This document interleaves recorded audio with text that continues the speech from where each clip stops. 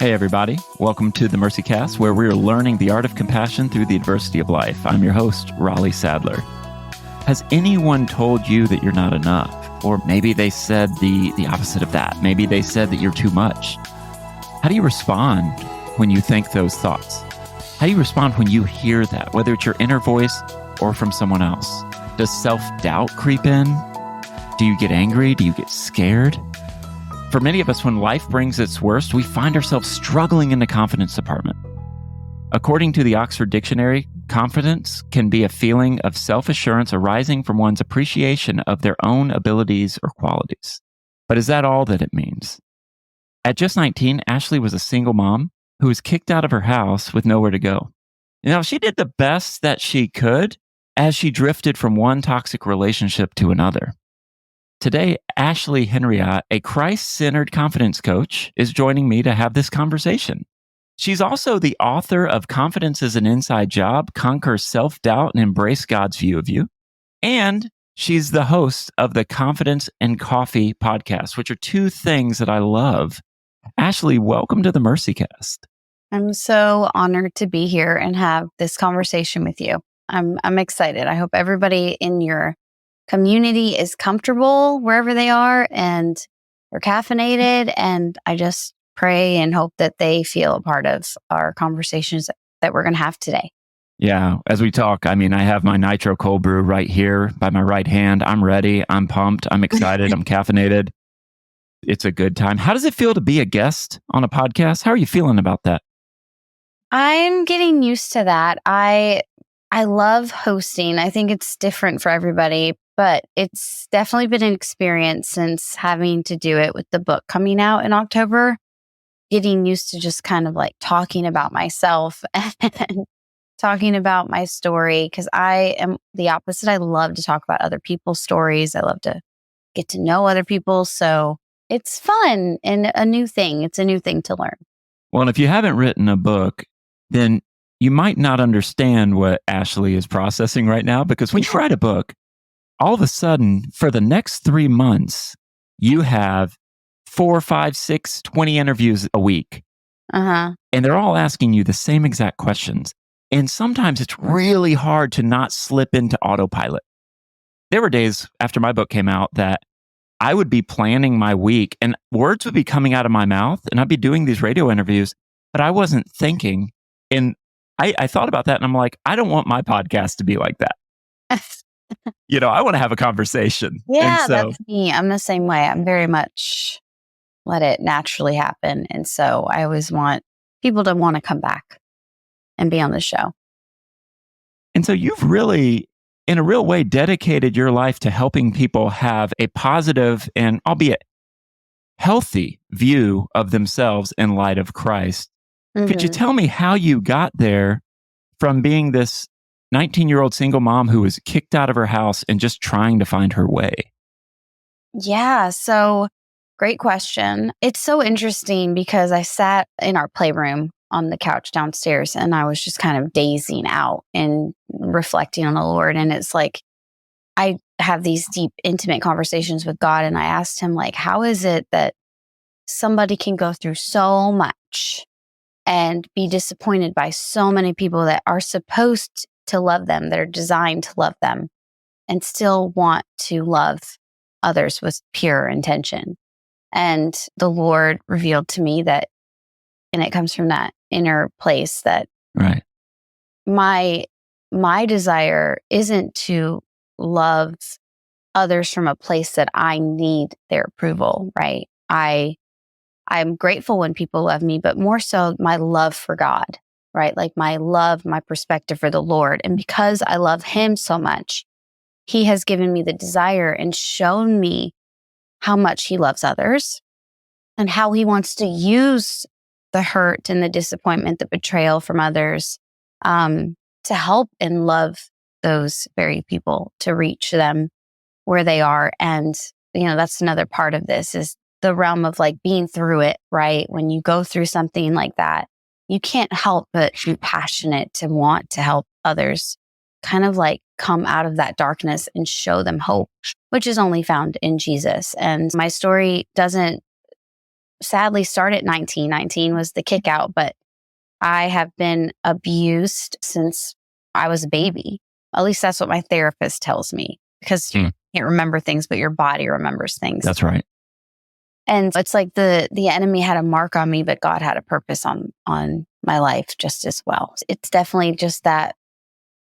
It's the humility of going through your darknesses and turning them into someone else's deliverance. And I don't want to take this lightly or take it for granted that you're sharing your story with me, because that means a lot. Because oftentimes I think we can become consumers when it comes to the stories of others. And we're so used to receiving things as entertainment that we don't know that vulnerability comes at a cost. And so, one, I want to thank you for sharing this with me. Mm-hmm. But what does it feel like to share that part of your story? I know you're sharing it a lot right now. What's coming up as you're sharing that? Like, what are you processing with that? I think that it's always a process. I'm not going to sit here and act like I'm an overcomer. It means nothing. It's so easy. It's never easy, because these were very hurtful times, harmful times. So what comes up for me to answer your question is gratefulness. I am overwhelmed with gratitude. And it just gives me that it's honestly a blessing. So weirdly, right? There's this other realm that's like, whew, depending on where you're speaking from or what you're speaking about with your past or trauma, it can be exhausting. It can be, you need to take a minute to like chew on it and process what you're sharing. But in this other realm, and it's definitely God's protection and grace, since doing all of this, I've just had a refreshing perspective of gratitude, of just like, man, you did that, Lord. You did that. You did that for her. And so that's really what comes up, is just, it's blessing me. It's keeping me out of the autopilot and just kind of like letting words constantly come out of my mouth, and still giving me that intentionality and that passion to talk about it, because I just have this gratitude, because I should be dead. Like numerous times I should be dead, but the Lord just gives me that fresh perspective. Like, man, you are so good, God. You are so good. So it's like, I'm looking on the outside like the reader in a way. Like, I'm looking on the outside of the reader or anyone else, where it's like, can you believe God did that for her? Because the old is gone, the new is here.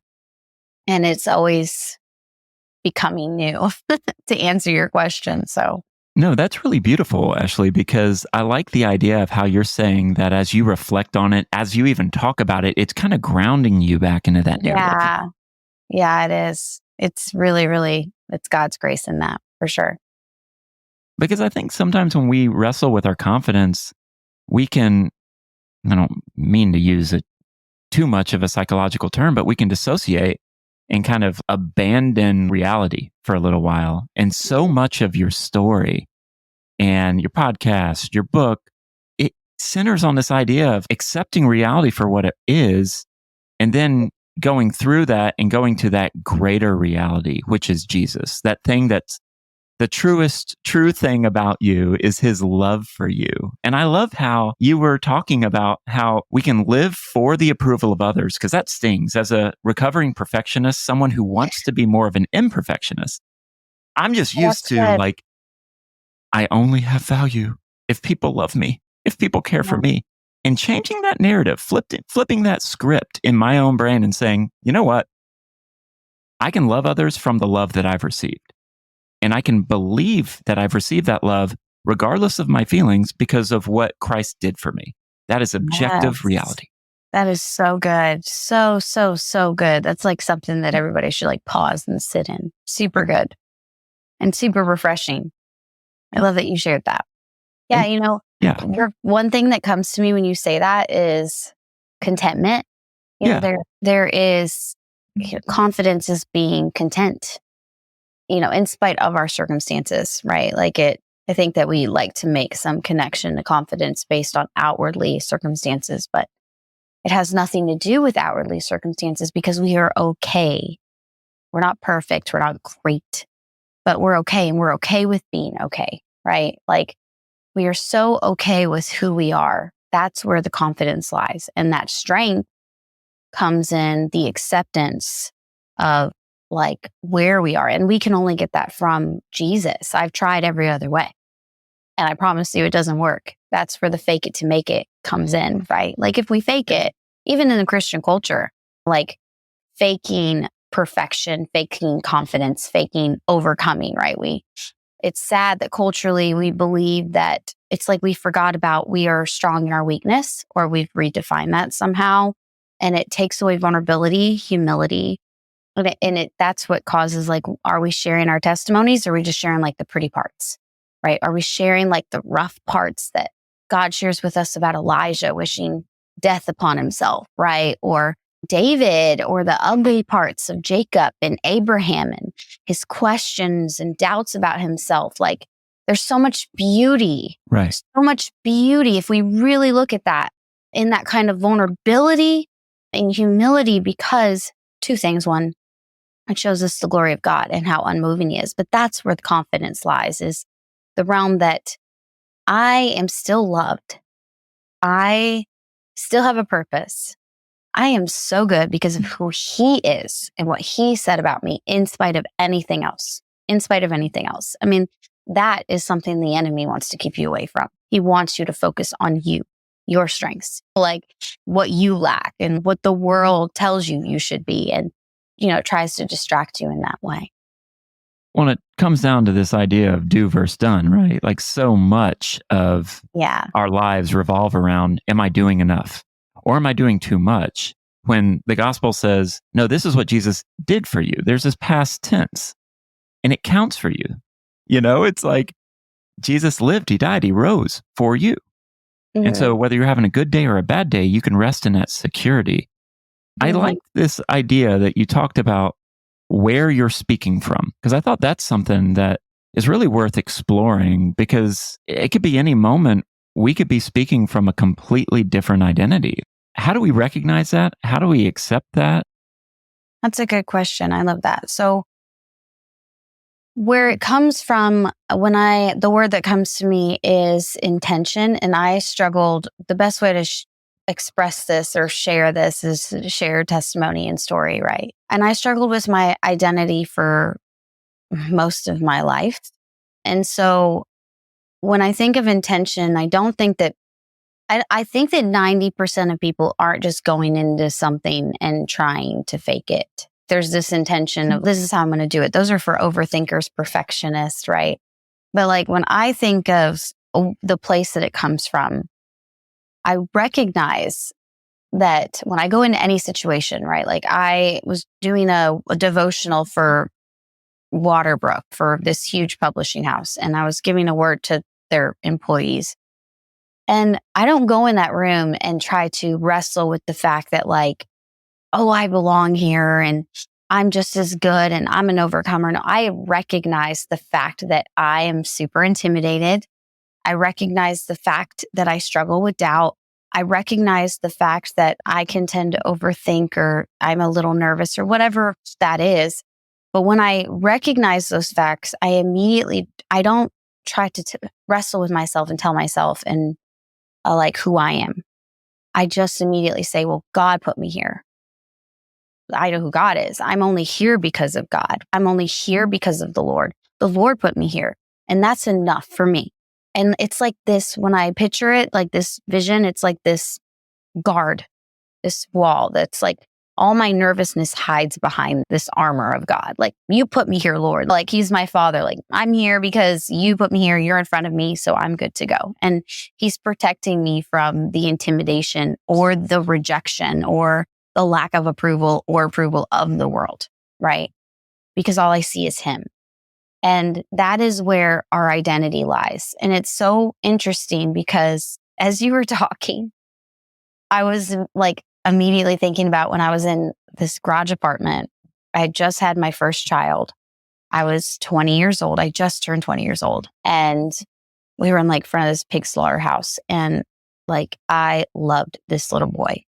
I loved this little boy more than anything in the world. I didn't know who I was. I sort of felt worthless. I didn't trust myself at all. I trusted other people with everything, including my body. I didn't think I knew what was best for me. I literally lived in identity for the approval and the security of what I thought was security in other people.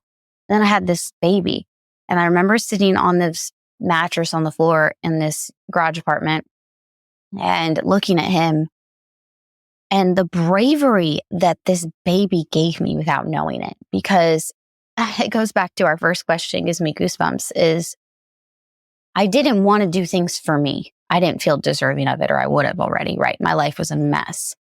But I wanted to give him something better because I loved him.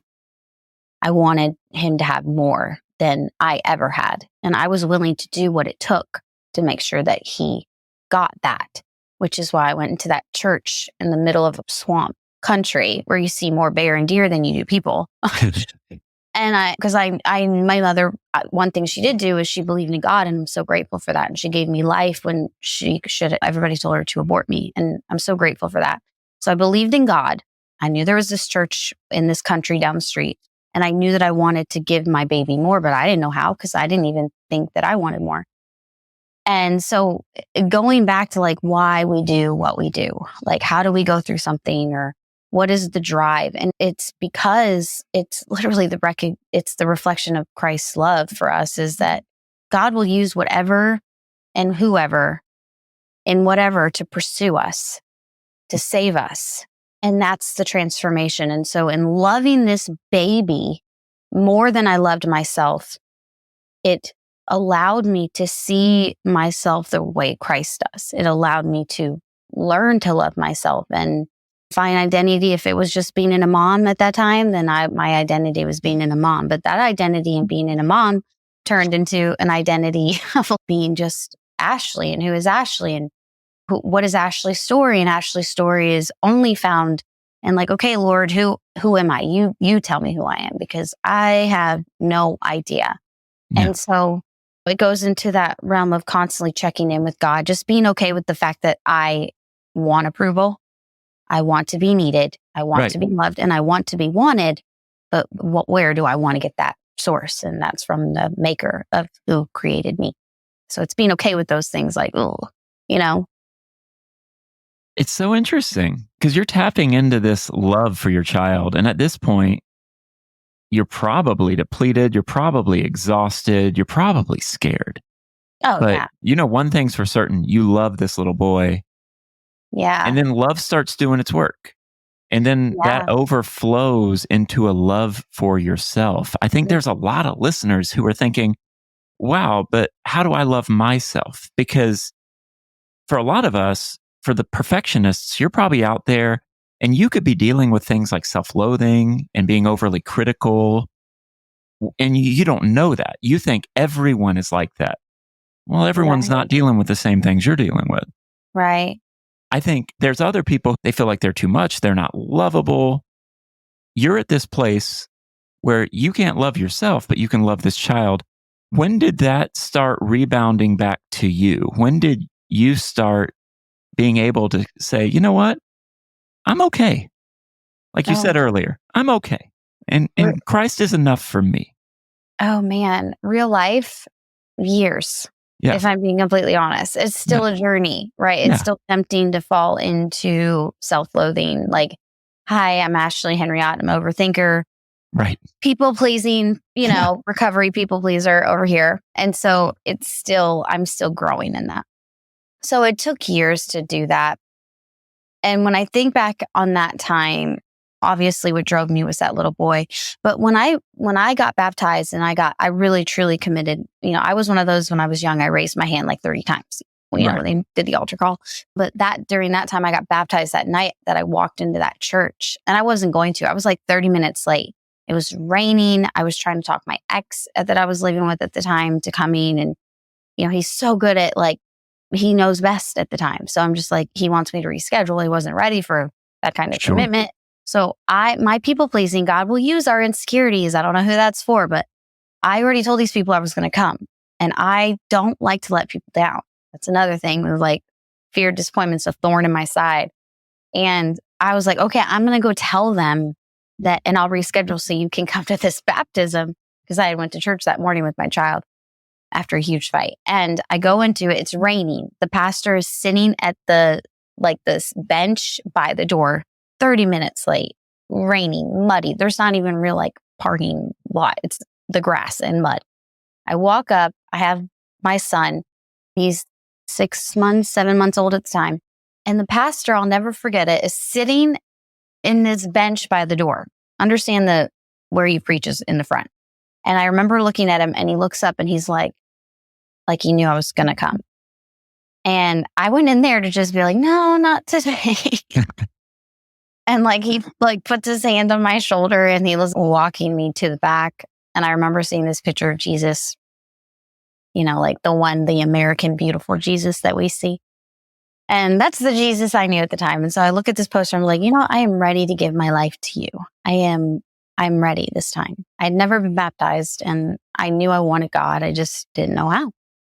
And I knew that the only thing that would help me give this little boy, who was, when I went out in the water, which by the way, they didn't warm up for me. I had a freezing cold baptism. Okay. No, they're all about that. It's the shock and awe technique. They want to shock you into salvation. They want to shock you. So I get into this cold water. There's 20 people at church. Okay. They're probably all related.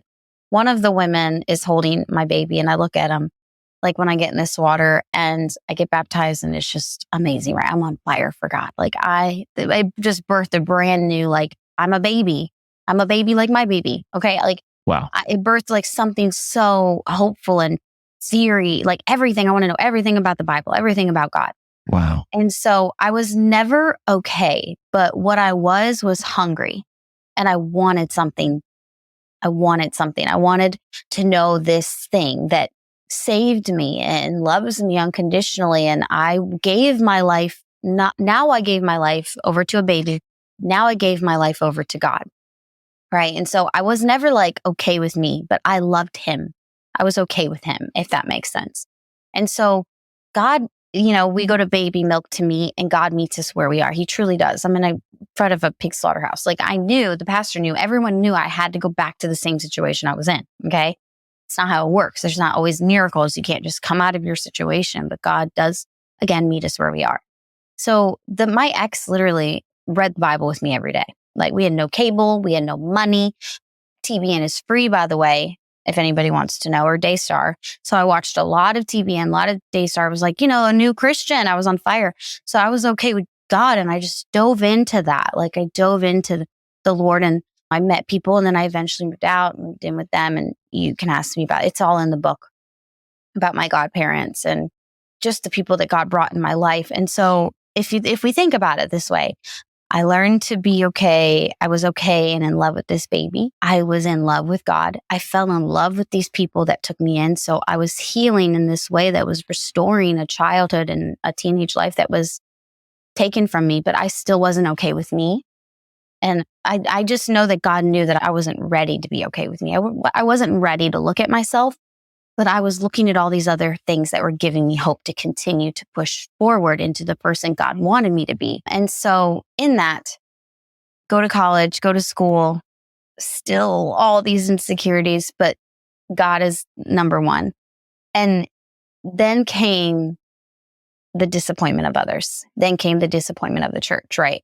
So I'm diving myself into these things. I'm growing my relationship with the Lord. I'm getting to know the Word of God. I'm getting to know who I am in God, but am I okay with myself? No, I'm still looking for the approval of other people. But it's different people this time, right? It's not people off the streets or my past or my parents, people in the church. It's right. These people that God brought into my life. And they start to disappoint. They start to do things that are questionable. And there's something within me that's checking it, right? There's something that's inside of me that's that doesn't seem right with me. That doesn't sound right to me. That doesn't feel like that's what God wants me to do. But God did all of that to get me to that place, to check in with myself, to be are you going to trust yourself? Are you going to trust me on this? Are you going to trust them? One of the hardest decisions I ever had to make, because it made me reflect that I had put man on a pedestal instead of God. And so I was challenged in trusting the Lord was a whole nother level than just you saved me. Now it's you have to now face the rejection of man or the risk of being rejected by man and being okay. And Right. so that was another level of faith. It was like, okay, I'm going to choose God. And it cost me people, but I still had God and I grew in confidence, which taught me I'm okay.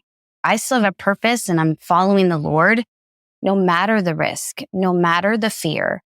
And that is when I became okay with myself. It was a process of pain that led to my purpose, right? That's still leading me to my purpose. And so I hope that answers your questions, because my story's so dynamic. It happens so fast that I try to like breeze through and let you ask questions because there's so And much to it. it sounds like you got there as you were thinking about your identity now in Christ. And it doesn't seem like something that was immediate. You're still seeing Jesus, in a sense, enter into different rooms in your life. It's like you have this big mansion in your soul, and one door's opened, another door's open, and it's messy. There's some rooms that there are things stacked all the way to the ceiling. It's a hoarder house. And you're basically saying, okay, God may not do it all at once. I've heard people's testimonies where they say, I was saved, and then this struggle I had immediately left. That's awesome. And there's stories like that, right? Yeah, God is a God of miracles. I actually did an interview on my podcast a while back with Matt Brown. I don't know if you know who that is. And he wrote a new book about miracles. Right. And what are they? What are they really? And it was so profound because it was about like, we look at miracles as these huge things, right? Like healed immediately from chronic illness or from drug addiction or like cancer. And those things happen. God still does those things, but there are other miracles, and there's a miracle as a process. Restoration isn't always a happy ending with our family that we cut off. It is just the fact that we cut them off and we're okay. We're okay that we cut them off. Like we're okay with the fact that God is allowing us to grieve people that are still alive and we're still moving on with his will. We don't get to define restoration like a Hollywood movie. We don't get to define miracles. We don't get to look at somebody else's testimony, because the fastest thing that kills confidence is comparison. That's right. And so what is the unique journey with you and the Lord, right? So the drive was always my relationship with God and putting that always at the forefront. And it was imperfect, like any relationship, like marriage, close friend. You're going to fight with family. I fought with God. I wrestled with God many times. I fell back many times, but God stayed the same. So it actually had nothing to do with me. It has nothing to do with you. It's just genuinely like he chooses you. And do you trust that he chooses you, and let that just be your drive? What would your life look like? And I think the beauty there is that the miraculous is happening because God is involved in your life, whether that miracle is big or it could be understated. It could be a long miracle. It could be something that you don't see it until you're done. Right. Yeah. That's that's testimony part, right? Like our story. Yeah. Yeah. We look in hindsight and we can see a lot of things that happened. One of my friends who was on the Mercy Cast, my friend Gentry Colson, she once told me when she was really wrestling with Lyme's disease, and she said, she forgot she said this too. I'll never forget it though. She said, people talk about these mountaintop experiences, but and she's suffering at the time. And she says, but what I'm coming to realize is the whole point of getting to the mountain is just to see what happened in the valley. And it becomes a perspective situation. Like, that's good. Yeah. You look down and then you're like, oh, well, that happened. That broke this way and not that way. And I was too blind to see how God was doing a million things in my life, and I couldn't recognize any of them. And so we're looking for these big mountaintop experiences when the good stuff may be happening during the hard times. And I love how you tapped into that when you said, God will use your insecurities. That stuck out to me.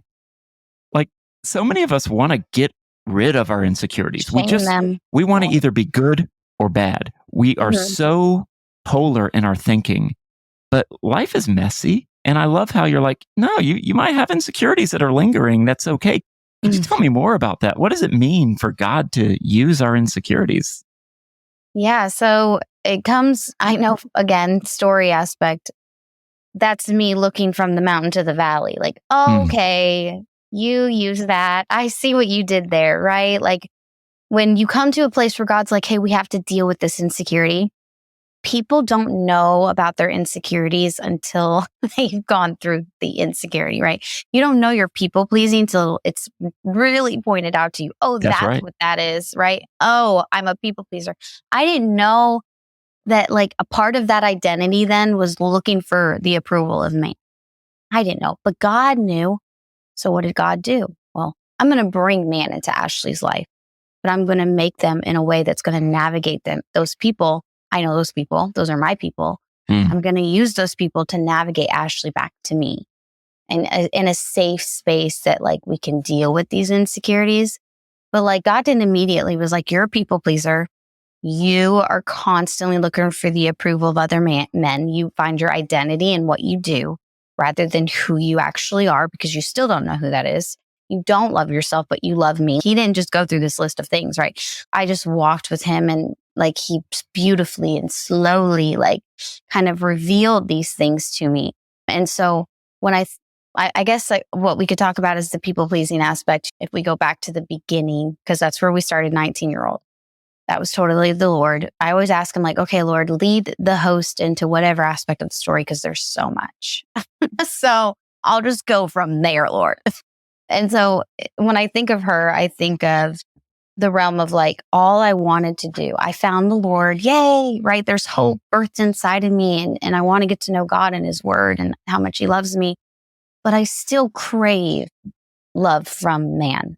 I still crave security. I still crave to be wanted and cared for in ways that I had not been in my life. And God knew that. He knows the depths of our soul and our hearts. And so he knew that like my baby, which any religious person would look on the outside and be like, that is a baby out of marriage. That is a sin. That is naughty. But God used that baby. If I didn't have that baby, I would not be here today. Okay. Right. God took this need, only he could provide, took this need of wanting so much love and approval and security. And he used it in a way to bring back to him. And then when I did bring it to him, right? Like I think of Kathy and Glenn. When I went to the church, right? I went to Cabin Swamp. That's what it's called. I get baptized. I keep going. I met this woman came up to me, Kathy. She came up to me because, get this, you're going to love this. One day when I went to church, it's so funny because when I went to this church, there was one day, all these girls would hold my baby. And one day after a lunch that I had with one of the girls, I guess she got into it with her fiance. I didn't know this at the time until after the fact. And I come into the church and they cover up my seat where I used to sit and they don't come and get my baby. And I'm sitting by myself in this church on the other side, feeling so hurt, rejected, and so confused because I don't know what I did. And in the middle of a church where God met me and the worship song turns on and I'm crying. I'm hurt. I'm like very confused. I found out later it's because she thought I wanted her man. I didn't want your man, girl. Okay. If you're listening, nobody wanted no man. Okay. So, but that's insecurity, right? That's insecurity of sabotage. Right. And so I remember this worship song coming on. Kathy was in the little worship place, like 10 people on the stage. And I just felt this overwhelming presence of God in a way that I had never experienced before. And I just felt comfort and safe. And I couldn't help but lift my hands up and just cry to God. Like it was the first time that I actually was in surrender worship. Like, I need you. Like they are hurting me, but I love you still. And I don't know what to do, Lord. I don't know what to do. This hurts. And I just remember him comforting me. On that day after service, Kathy Hayes came up to me and said, you inspire me with the way you worship in such a conservative church of, this is a Church of Christ. You are so inspiring the way you lifted up your hands. And I was like, I don't know. I just felt the Lord. And then the Lord put on my heart, tell her your situation. So I did. I was like, look, I love God and I want what God wants for me, but I'm in this situation. I can't get out of it. I want to go back to school. I want my own place. I just throw up on her. Like I tell her everything. I don't know why. And all she does is like, come have lunch. So I go have lunch with her that afternoon. Anyways, we hit it off. She helps me look for places, helps me get back in school. And then finally we find no places. They asked me to move in with them. And so in that, like in meeting Kathy and wanting that love, that was a lot. That was a lot for me to say yes. But get this, I didn't want to disappoint her either.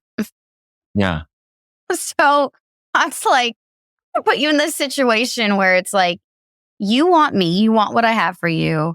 You also don't want to disappoint people. So when they invite you to come live with them, you're not going to want to disappoint them, but I'm going to keep you safe in that yes. Does that make sense? No, it does. So there was like every drive of my insecurity was in that situation, but that disappointment from those other girls, if we go back to it, motivated me to keep going to that church, to keep putting my hands up and keep worshiping God in spite of what they thought of me.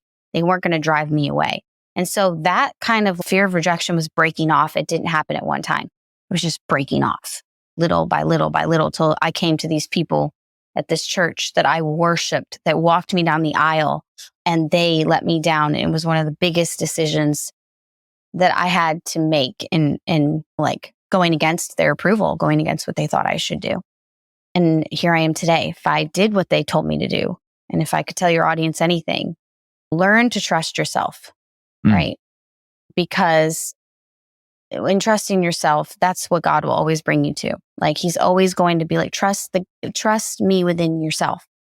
And if I didn't just let go, and it didn't look like, oh, I surrender to you, God. It was more like, you know what? I'm a failure then. Fine. I'm a failure to them. I'm never going to measure up to them. Never going to measure up to what they want from me. God's finally like, finally, oh my gosh, I've been waiting for you to say that. And grace covers me. Those girls, I'm sad. I'm hurting. They rejected me.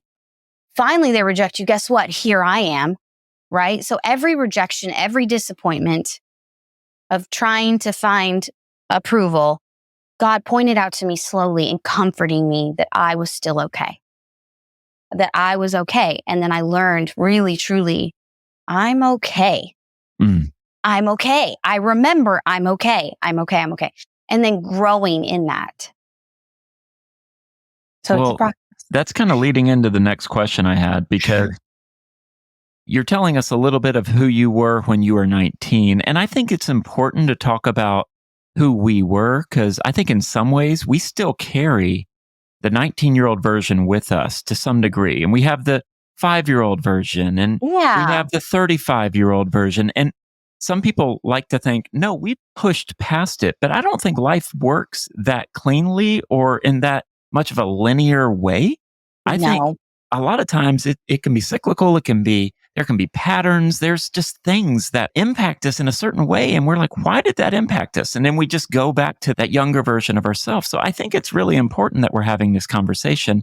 And what I love is you're unpacking for us what it looked like for you in a personal way to grow in confidence. And it wasn't this, you read a book and then you snapped to, then you figured it out. Then you became super confident and just started moving along your way. Yeah. And I want to be sensitive that I'm not just bringing in the advice that I know now. Does that make sense? Like, no, that's super. I think that people like to bring in the overcoming. Like I wasn't always a coach, right? I wasn't always confident.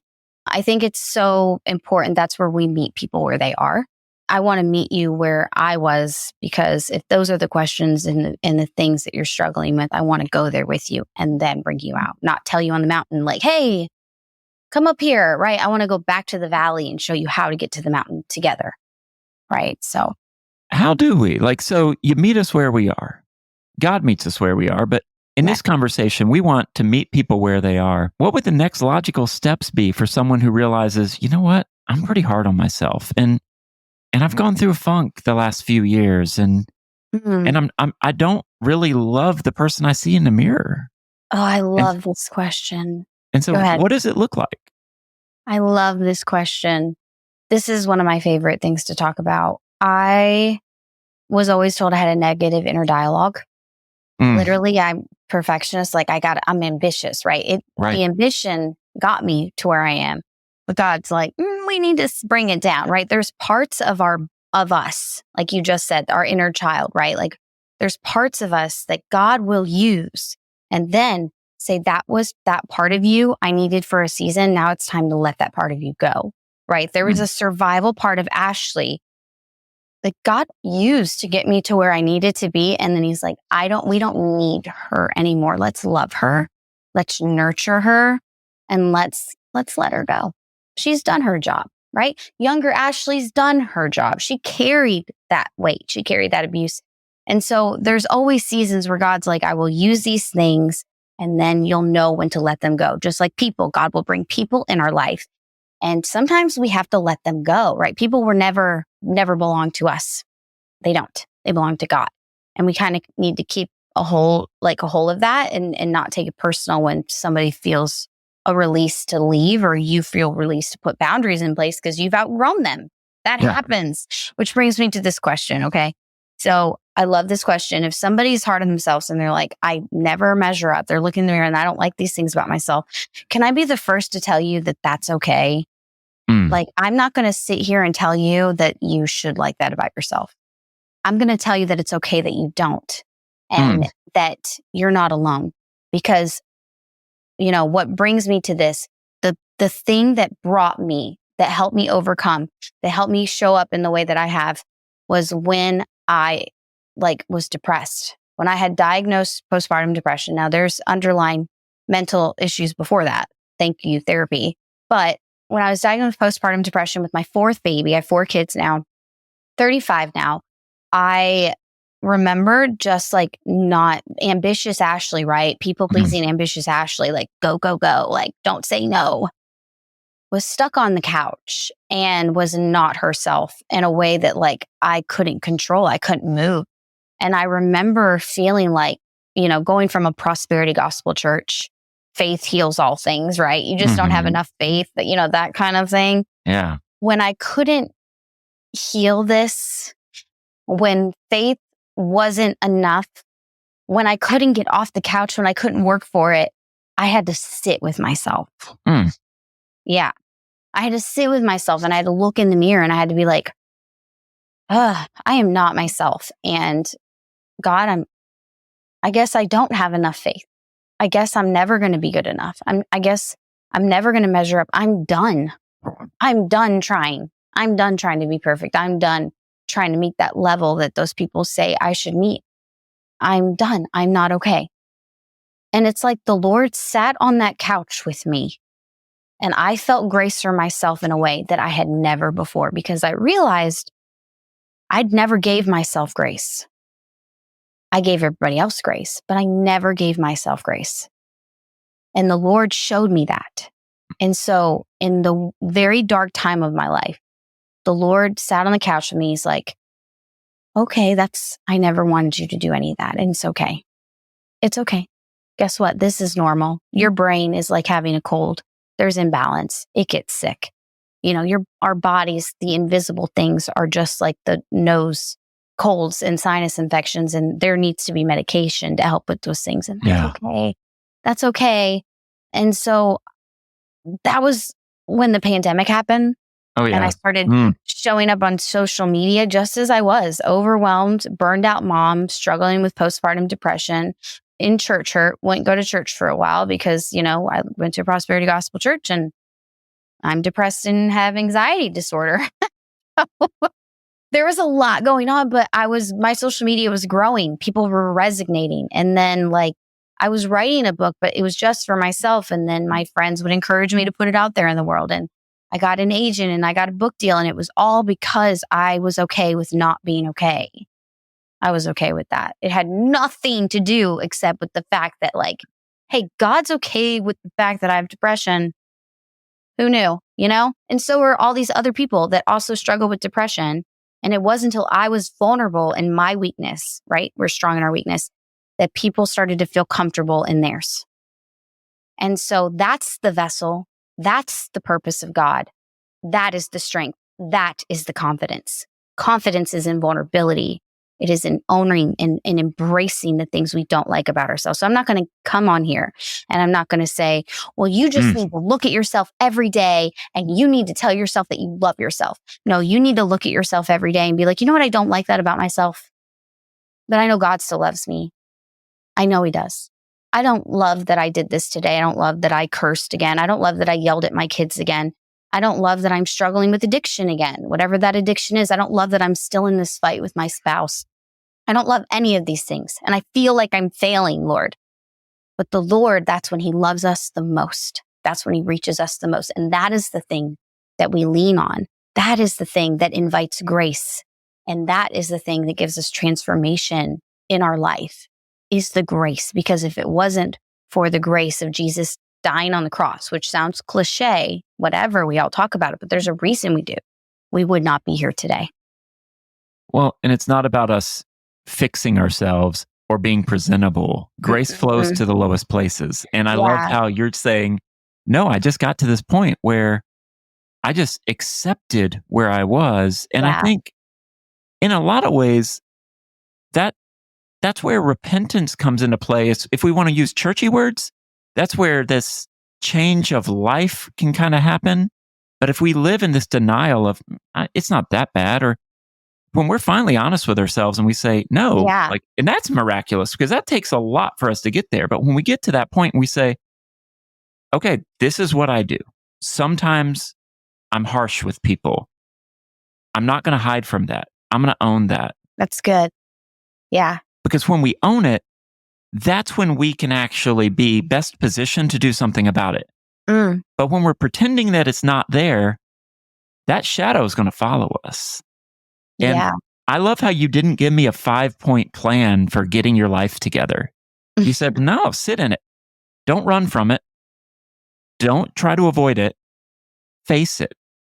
A friend and a counselor once told me, he said, you got to go from being the kid hiding under the covers to the kid who opens the closet door and faces down the monster in the closet to see what the monster really is. And I think no matter what we're going through, we all have our proverbial monsters in the closet. And it could be your insecurity. It could be what your parents said to you when you were little. This could be the result of big T or little t trauma. And I don't want to minimize any of it. Well, you know how I found out what people pleasing was when I did that. Really? When I got depressed and I gave up and I accepted where I was when I realized, I didn't realize what I was doing by striving to be better. And that was people pleasing, right? Like there was so much that came out of what we want to call giving up, right?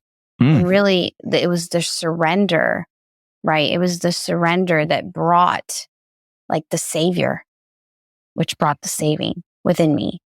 And so, it's just like we wrestle with ourselves so much. It's sad, right? We forget that grace part of working out our own faith, you know? In these final moments, how would you like to encourage us? What would you like to leave us with? I always want to find the perfect answer for that. I don't want a perfect answer. I know, right? I don't want a perfect answer. I would say that maybe you don't love yourself right now. And honestly, that's a really hard thing to do. It's a really hard thing to do. I think that we can fake loving ourselves. We'll always figure out behind the surface it's maybe something that we do that we love, maybe not ourselves. If you're struggling with loving yourself right now, can I tell you that it's okay? Why don't we stop trying to love ourselves and start putting ourselves in loving the Lord?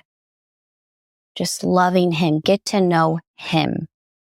Stop trying to love you, because in loving him and putting your time in him, like any relationship, right?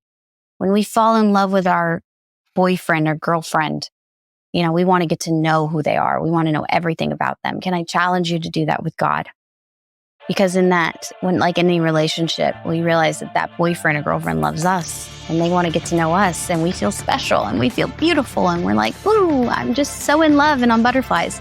That's where you'll learn.